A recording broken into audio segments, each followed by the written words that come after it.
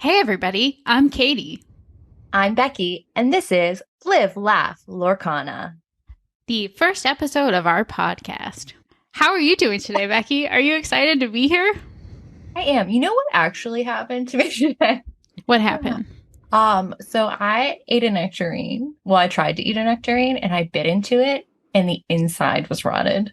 Ew. So I know, not the outside, the inside.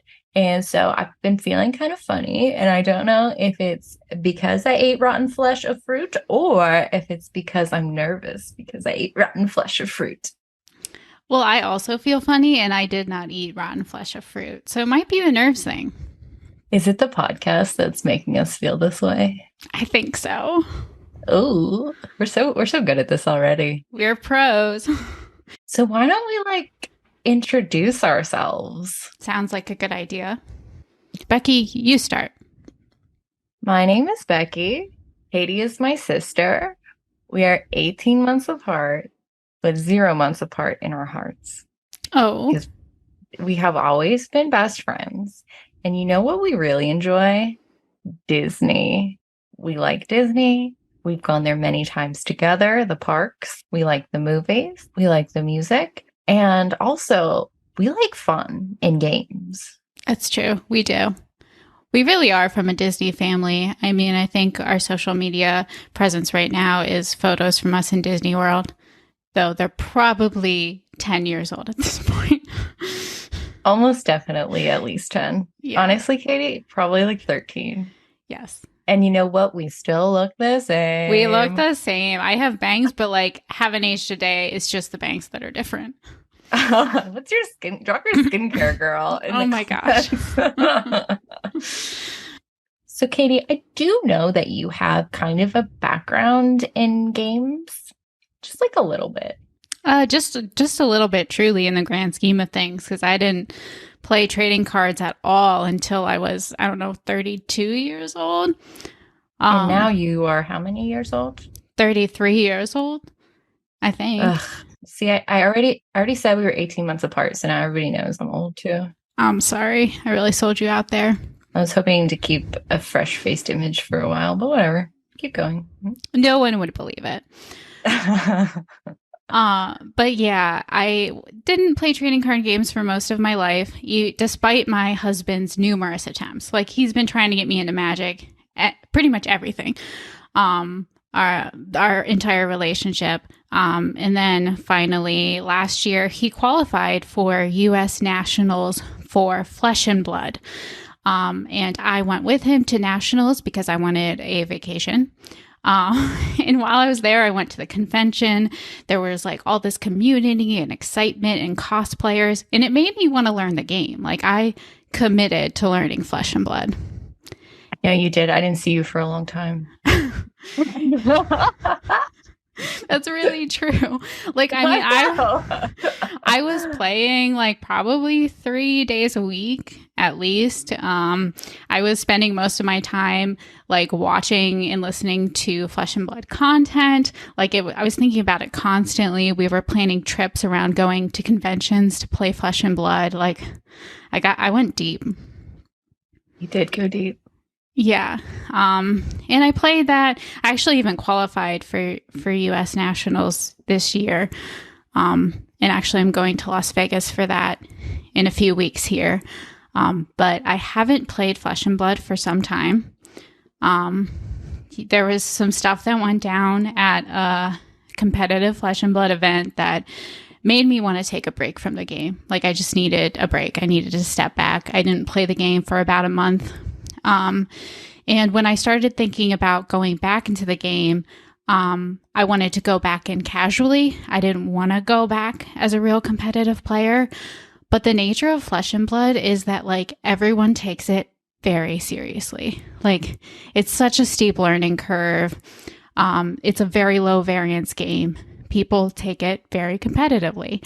So I didn't feel like I had a space as a casual player. But then, as luck would have it, there's this awesome Disney game releasing. We're a Disney family. Like, I got married on a Disney cruise. That's how much of a Disney family we are. I was there. Yeah, exactly. Maid of honor. Right next to me and Mickey. I mean, It's so good. It's so good. So yeah, that's why I just decided I'm going to take all of my trading card game energy and jump into Disney Lorcana. But here's the interesting part, because you don't have a background in trading card games, but you're here with me. I that's not fair, Katie. I will have you know that when I was 14, I used to play Yu-Gi-Oh with one of my school chums, and we did that like 3 times. Okay. 3 times.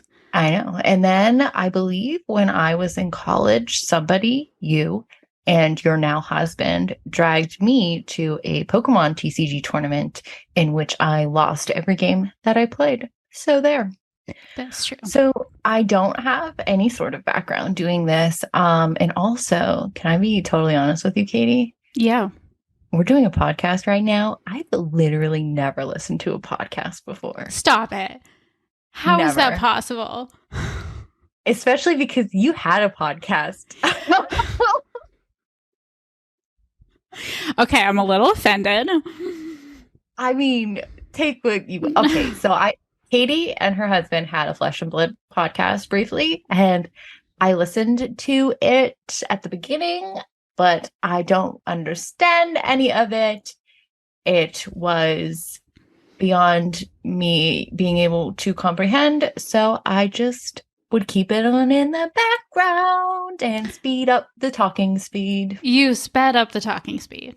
Oh my gosh. I sure did. Wow. I sure did. I'll speed on a lot of my podcasts, so I'm actually not offended. People are probably doing that right now. Probably. They're like, get to the Lorcana, ladies. Come on. But Katie told me about this Lorcana, and I was interested in it, and so we played a little bit the other day with some proxy decks. Are we allowed to talk about the proxy decks? Oh, it's the only way to play right now. Okay, so everyone who's playing is playing with proxy decks? Well, that's not true, because, you heard about Gen Con like a week ago, where it's like some people have cards, but this is a very elite population that has cards. Okay, so we were proxying together. Is it? I'm using the correct terminology, I'm sure. But you know what? I played 2 games and I won both of them because I'm so good at games. Games are fun even if you don't win, though. That's true. Podcast official position. Yeah, that is our official. We are not competitive. Mm-hmm. Especially me. I also have social anxiety. Me too. I'm not here to win. I'm just here to have a good time. Maybe that's our thing. It's the social anxiety podcast. I love that. Are you a little competitive, though, since you were doing competitive tournament play? I guess. So this is kind of a tangent. Okay. Love it. So you know that one of the reasons I want to do this podcast is a selfish reason that not a lot of women play TCGs. Right. I love them. I think they're so fun. And I go to these events and I'm the only woman, or there's only 1 or 2. And it makes me so sad. It makes me so sad. And I just want other women to come into the space and be comfortable in the space. And I don't know how to do that except to be like, hey, I'm here. I'm playing. Please play too, in this kind of setting. That's really, really accurate. Because I don't know, again, TCG is not my gig. I used to run around the anime scene and all the tournamenty stuff, because they do TCG competitions there. It's always just dudes, just a bunch of dudes. And just like everything women, kind of experience in a male dominated space, it's hard to kind of get that foot in and kind of wedge a space for yourself. But no, I've actually Googled this, why don't women play TCGs? What's the tea? So everybody has their own takes into I don't want to generalize anything. Nothing applies to all women. But the answer I saw the most was because women are not competitive and women are more collaborative than competitive. And it's like, okay, fine, not everyone's competitive. That's totally fine. I don't buy that women aren't competitive. Like, I just don't buy it. Like, I've heard you say you're not competitive, but I've played Mario Party with you. That game does something to me. I have a friend, a roommate of mine in college, who has told me she's not interested in trading card games because she's not competitive. But I roomed with this woman in college, and she is the most competitive person I ever met. She went into every single test being like, I need to be the best in the class at this test. That is competitive. Like, right? Yeah. Like, I feel like women are competitive. They're just kind of, we have this like thing in our society where we're not supposed to be competitive. And so we kind of shy away maybe from this like one-on-one, only one of us can win activity. Well, the interesting thing about Lorcana, I mean, there's a million interesting things. I don't know why I used that segue, but it's not always one-on-one play because it can be multiplayer, 1v1v1v1. And Yeah. I think there is something intrinsically intimidating about being in a 1v1 situation where it's like, I don't know, it's just, it feels like all the pressure's on you and it's just every move you make, it all comes down to you. It's just that kind of stuff intimidates me. Maybe that's why I like Mario Party. We're all in this together. There are no rules. Everyone's just going to reassign stars at the last minute. Anyway, it doesn't matter. So that's actually interesting. So you have not been to a trading card? I'm not going to count the Pokemon event you went to in college. You haven't really been to a trading card game event, and No. you are signed up for a Lorcana event next week. Yay! Are you nervous about it? Yes. I don't want to get too real. Maybe I'll get a little real. It's just my personal life experiences that have made me this way. And I'm intimidated by men. They scare me a little bit. And especially at a TCG where I have never played a TCG before. Really, I really haven't. It's just like me versus some guy. And I'm at like this huge disadvantage already because like I've not touched the space before. And it feels very scary. But you're going to be there to support me. I am. And it'll be fine. It will be fine. And to anybody else who is out there, women or, non-binary people, anyone who doesn't feel like the stereotypical TCG crowd for any reason, whether it's age or race or whatever, we are here for you virtually. So we're here to support you. I might start a Discord. You can come to our Discord server. Pocket friends. Your supportive pocket friends will be with you when you walk into that little game shop and see whatever you see, and just we're here for you. And if you want to talk about it after, we'll talk with you. Totally. If anybody is mean to you, which I don't think people are going to be mean to you, I just want to be emphasized, it's not going to happen. But if God forbid it happens, then you come into our chat and you complain about it and we all crap on that person. I like that. That's cute. That's a nice thing. I could use that for myself. Yeah. Not everybody has like a sister who they're like, please come to this Disney Lorcana event with me and protect me. Protect me. Yeah, that would be nice. That would be nice. It is intimidating. And we know that like a lot of nerd circles, nerd interests are kind of a male dominated space. And so it really, I'm scared to walk into a TCG store. I am afraid. I feel like I don't belong. I have been to TCG stores before, like not to get TCG, but like, comic books, because they're usually got stuff like that. And it's just like, I feel like I don't belong there. Like I don't, it's like being like a baby and like, it's like when a 5-year-old goes into a Home Depot and they see all these things on the wall and they have like no idea what any of it is used for. That's me in the TCG. I relate to that so strongly because I was very aware when I was going to events for Flesh and Blood that I was only comfortable because I was there with my husband. Like, I was very aware of that. I would not have been comfortable going in myself. That's so fair. I agree. Yeah, I wouldn't go if I did not have a buddy or just somebody I knew. To be fair, I don't think Disney Lorcana will be as one-sided as ones we've seen in the past. Like, I've heard so many guys who have played TCGs for years be like, this is the first game my wife wants to play. Yeah. Yeah. So I do think it's not going to be as one-sided, which I say just to not scare our listeners to go to an event. Right. No, I don't think so either. Because, of course, like the material is, kind of, kids love Disney, adults love Disney. Doesn't matter, gender, anything. But then also, I've noticed, because I've seen you play Flesh and Blood before, didn't know what was going on, but it seems much more complicated than Lorcana.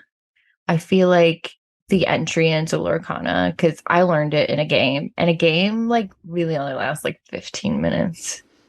And so it's very like easy entry, really easy entry. Yes, because you do not have a high patience threshold for learning rules. Okay, so there's a reason for that. You can edit this out. So there's a reason for that. Back when I was a younger lady, I had friends who did Euro games, which are those board games that have like big rules, very complicated. And we would spend like once a week, we would spend like 3 hours learning a new game. And it would just and I just would play to lose or win or whatever would get me to stop having to play fastest. It was the worst. And unsurprising, a few years ago, I was diagnosed with ADHD. No one was surprised. No, not a shock in the family chat. No. But I was able to I was fine with Lorcana. I played 2 games and it was fine. And I wasn't even like rooting for the end of it like I usually do with games. Wow. Such high praise. No, I think you actually turned to Josh at one point and said, I love this game. So. Josh is your husband, by the way. Josh is your husband. Yeah, Josh is my husband, yeah. I did tell Josh I loved the game. And I normally say nothing positive to Josh. Yeah, he's mentioned that a couple times. So that's good. Yeah, I really enjoyed it. And it was fun. And I'll play it again. And I'm going to play it again Friday, if not beforehand. Hey-o. Yeah, I've actually been playing quite a bit because, as Becky already said, we printed out proxies of the starter decks because the lists are online. So we just print them out, put them on the front of Magic cards and sleeve up and play. And that's how we've played most of our games. And then there's also an online client called Pixelborn. I don't know if it's safe, but I did download it and I'm obsessed with it and I love it so much. And you can get through a game with a stranger in 10 minutes and it's wonderful. That's great. Yeah, I'm going to download it and we can play. Oh, I can play myself. You could play yourself. We can play together. You can make custom matches. Oh, cute. I love it even more. I know.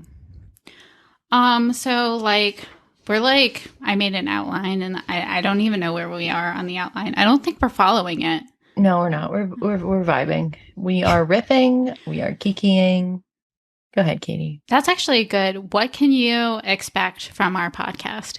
And I think kikiing, just like a regular hangout, is one of the things. But yeah, if you're looking for meta-analysis or high-level competitive gameplay, we are not your girls. Not here for it. There's so many other YouTube channels, podcasts for that. Yeah, we're just going to talk about things Lorcana related, playing. We can talk art, girl. We could talk cosplay. I know you're going to be cosplaying. I know you're going to be cosplaying. I already picked 3 cards I want to cosplay. Oh my gosh. I won't tell you what they are yet, Katie. And then we can just talk about other things that are going on and just TCG as a whole, our experiences doing stuff. We can talk more about me eating rotten fruit. It's going to be good. No doubt. And make sure you're following us on all the social medias because I think we're going to be doing like TikToks and Reels and short form video content because that's what me and Becky do all day, every day is we watch Reels on Instagram and send them to each other. Like that Love is, that's our main form of communication. So I don't see how we're not going to be making those. It's our love language. Real be real.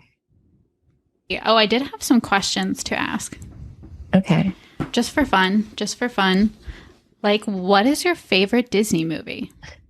So I have a controversial opinion on this, a hot take, if you will. My favorite is The Hunchback of Notre Dame. And yeah, tell me how much it isn't like the book.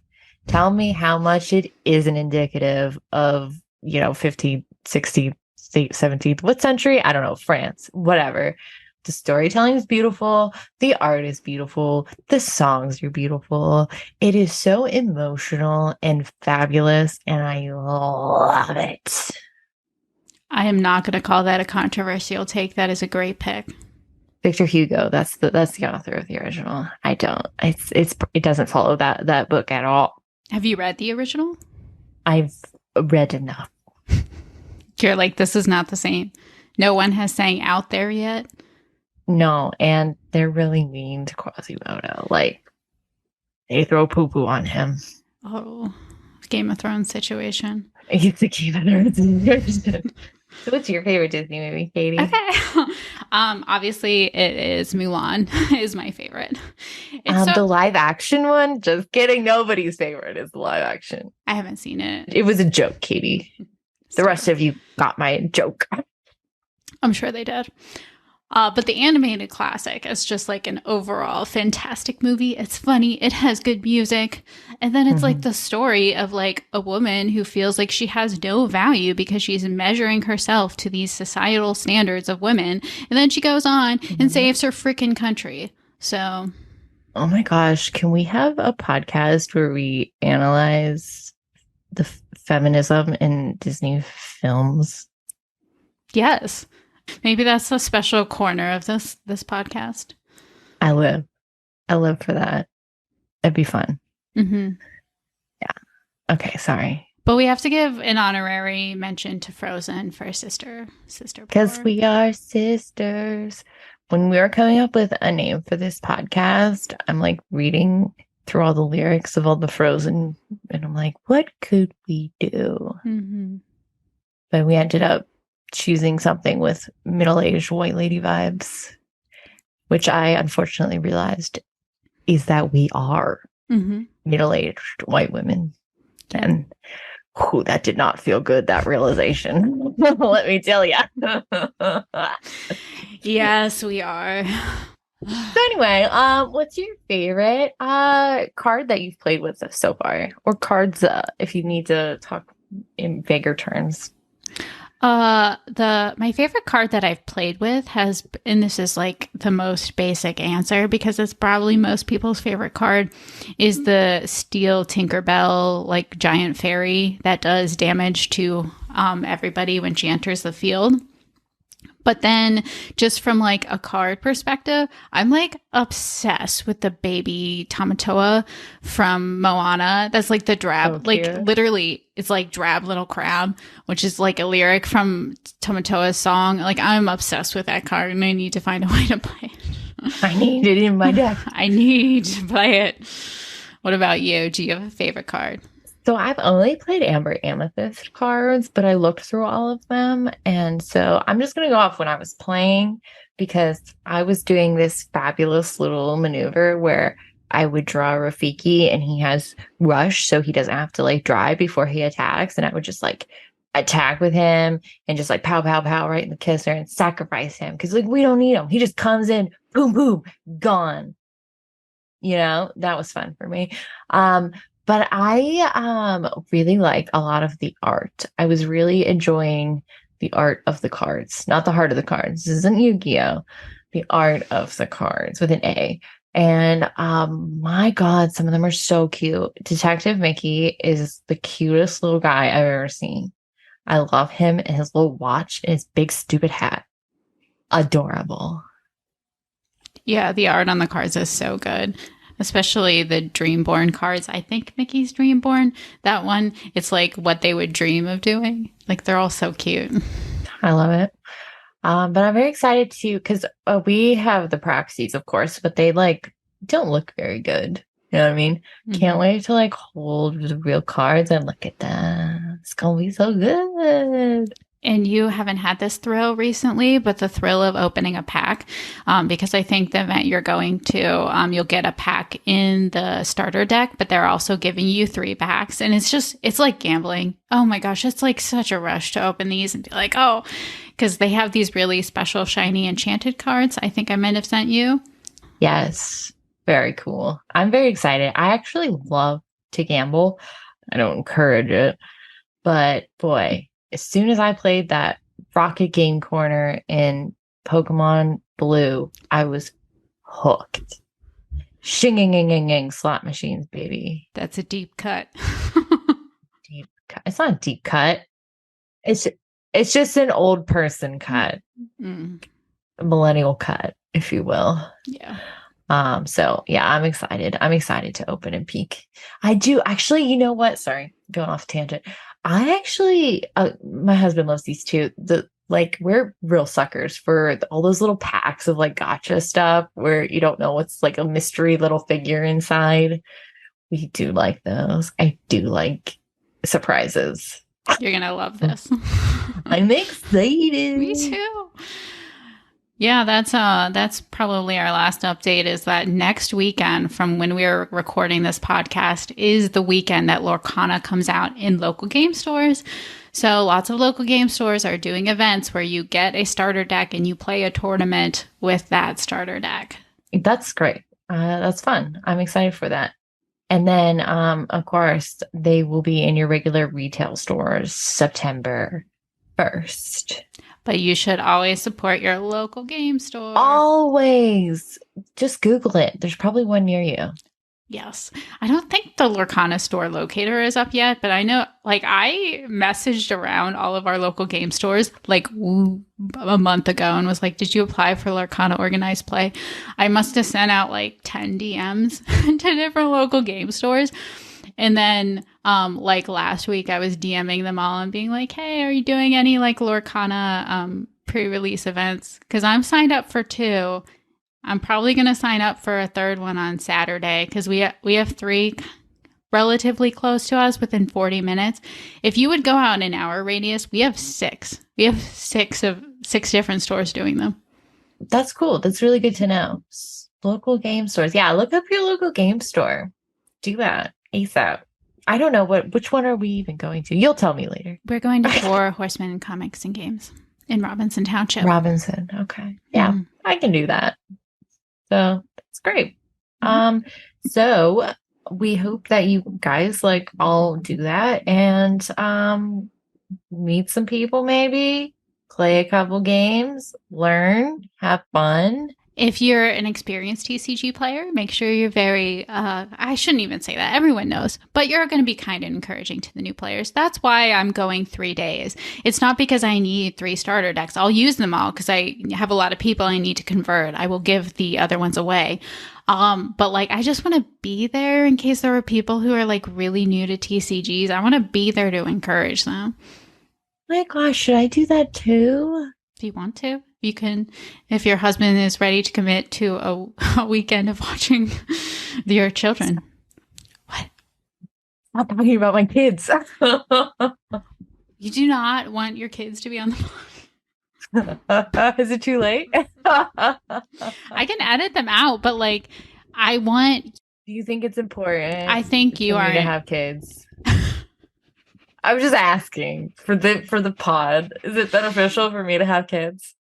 I think moms should like should look up to you and be like, it's okay for me to take time for myself and go to a freaking game store and play games. Can I tell you a secret? Yes. Okay, so it's not a secret because I'm telling you in front of billions of people. But I actually was in my baby group and I asked them, I'm like, I played this game with my sister. It was really fun. She wants me to start doing this more often with her. And I think that'd be cool. But like, I feel like this overwhelming guilt leaving my kids to go do this. And like my husband's like super supportive, but like I feel guilty about committing myself to it. And you know what they all said? They're like, you do this, girl. You do something for yourself. Blah blah blah. So here I am, blah blah blah. The guilt you felt initially, though, is why I think it's important that people know. Fine, I have kids. I admit it.